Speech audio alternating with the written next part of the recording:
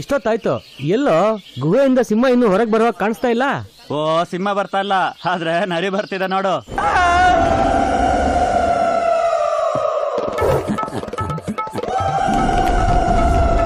ಮಾಧ್ಯಮದ ಮಂದಿಗೆಲ್ಲ ಈ ನರಿ ಮೈಲಾರಿಯ ನಮಸ್ಕಾರಪ್ಪ. ನೋಡ್ರಪ್ಪ, ನಮ್ಮ ಹೋಮ್ ಬಿಟ್ಟು ಹೊರಗೆ ಬರ್ಬೇಕಾದ್ರ ಇನ್ನೂ 10 ನಿಮಿಷ ಆಕತೆ. ಅದ್ಯಾಕೆ 10 ನಿಮಿಷ? ನೋಡ್ರಪ್ಪ, ಇವತ್ತು ಶುಕ್ರವಾರ 10:30ಯಿಂದ 12 ಗಂಟೆವರೆಗೂ ರಾವ್ ಕಾಲ ಐತಿ. ಹಿಂಗಾಗಿ ಇನ್ನು 10 ನಿಮಿಷನ್ಯಾಗ ರಾವ್ ಕಾಲ ಮುಗಿದ್ ಬಿಡ್ತೈತಿ. ನಮ್ಮ ಸರ್ ಬಂದ್ಬಿಡ್ತಾರ. ಅಲ್ರಿ, ಒಬ್ಬ ಹೋಮ್ ಮಿನಿಸ್ಟರ್ ಮಾಡೋ ಕೆಲಸ ಬಿಟ್ಬಿಟ್ಟು ರಾವ್ ಕಾಲ ಅಂತ ಮನೇಲಿ ಕುತ್ಕೊಂಡ್ರೆ ಹೇಗ್ರಿ? ಅದನ್ನ ಮಾಡಾಕ್ ಹಚ್ಚಿದೋರ ನೀವ. ಮತ್ತಿನ್ನೇನ್ರಿ, ಮುಂಜಾನೆ ಎದ್ದು ಟಿವಿ ಚಾನಲ್ ಚಾಲು ಮಾಡಿದ್ರೆ ಅಷ್ಟ ಸಾಕು, ಸಾಲ್ ಹಿಡಿದು ಸ್ವಾಮಿಗಳ ಕುಂತಿರ್ತಾರ. 100 ವರ್ಷ ಅಡ್ವಾನ್ಸ್ ಇರೋ ಈ ಕಾಲದೊಳಗ ನಮ್ಮ ಇನ್ನೂ 100 ವರ್ಷ ಹಿಂದಕ್ಕೆ ತಳು ವಿಚಾರಣೆ ಮಾಡಕತ್ತಾರ. ರಾಶಿ, ಗೋತ್ರ, ನಕ್ಷತ್ರ, ಪಂಚಾಂಗ ಅಂತೇಳಿ ನಮ್ಮ ಪಲ್ಲಂಗನ ಅಲ್ಲಾಡ್ಸಕತ್ ಬಿಟ್ಟಾರ್ರಿ.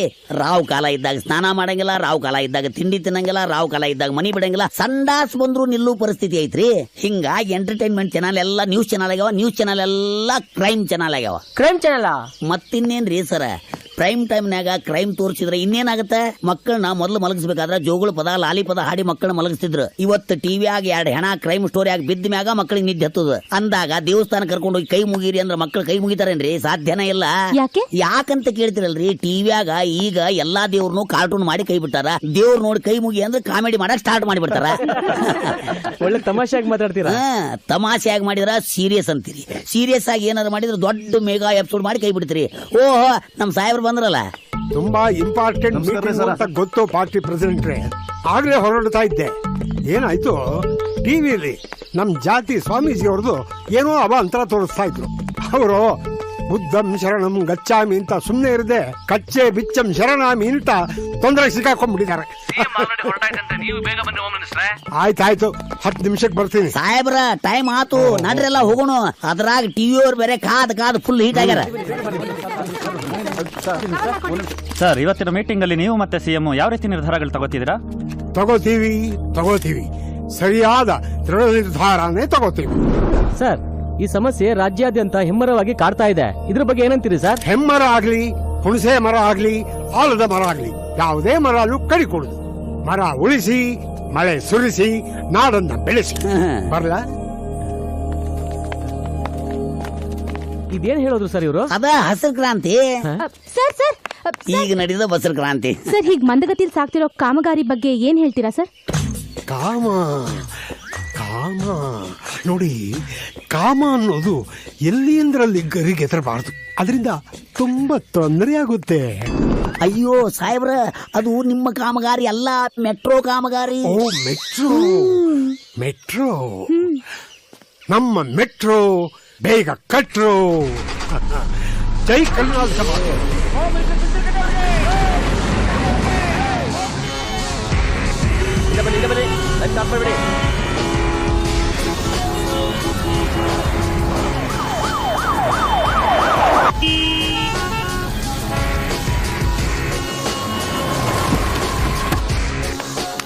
ಏನ್ರಿ ಈಗ ಬರ್ತಾ ಮೀಟಿಂಗ್?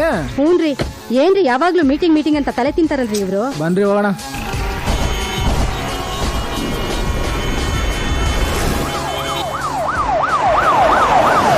ಇನ್ನೇನು ಕೆಲವೇ ಕ್ಷಣಗಳಲ್ಲಿ ಸಿಎಂ ಅವರು ಈ ತುರ್ತು ಸಭೆಗೆ ಆಗಮಿಸುತ್ತಿದ್ದಾರೆ. ಮುಂದೇನಾಗಬೇಕಾಗಿದೆ ಹೆಚ್ಚಿನ ಮಾಹಿತಿಗಾಗಿ ವೀಕ್ಷಿಸಿ. ನೋಡಿ, ನಮ್ಮ ಮುಖ್ಯಮಂತ್ರಿಗಳು ಆದಷ್ಟು ಬೇಗ ಕ್ರಮ ಕೈಗೊಳ್ಳದೇ ಇದ್ರೆ ನಾಗರಿಕರಿಗೆ ತುಂಬಾ ತೊಂದರೆ ಆಗೋ ಸಾಧ್ಯತೆಗಳಿದೆ. ಇನ್ನ ಎಷ್ಟೊತ್ತು ನಿಂತಿರ್ಬೇಕು? ಈ ರೀತಿ ತೊಂದರೆ ಕೊಡ್ಬೇಡ್ರಿ ಪಬ್ಲಿಕ್ ಅಂತ ನಮಗೂ ಗೊತ್ತು. ಸ್ವಲ್ಪ ತಿರ್ರಿ.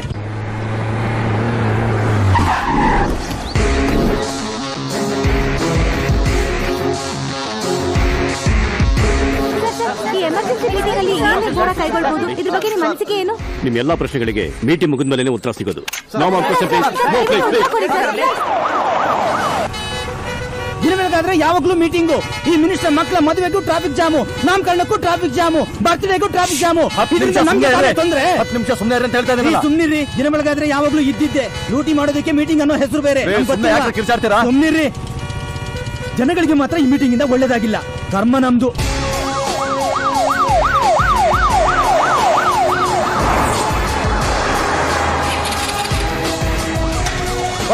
ಬೇಗ ಹೋಗಿ